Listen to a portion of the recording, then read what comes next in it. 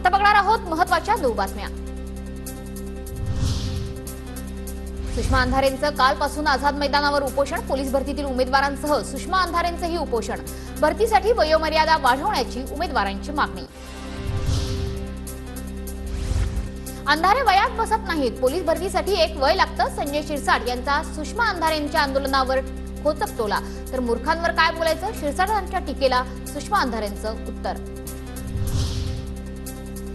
प्रकाश आंबेडकर आज मुख्यमंत्री शिंदेंची भेट घेणार। नागपूर दीक्षाभूमी आंदोलनात झालेले गुन्हे मागे घेण्यासाठी आंबेडकर शिंदेंना भेटणार।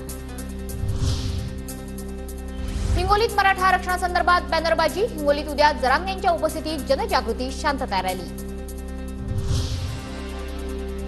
नीट पेपरफुटी प्रकरणाच्या अनुषंगानं सीबीआयनं सीबीडी बेलापूर पोलिसात दाखल असलेल्या गुन्ह्यांचा अहवाल मागवला।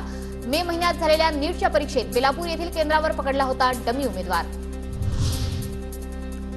राज्यात 2 दिवस जोरदार पाऊस। विदर्भ, मध्य महाराष्ट्र, खानदेश आणि कोकणामध्ये अधिक पाऊस होण्याची शक्यता। पावसासाठी पोषक हवामान असल्यानं पावसाचा जोर वाढणार। राज्यातील नागरिकांसाठी महात्मा फुले आणि आयुष्यमान भारत योजनेतल्या अटीमध्ये शिथिलता।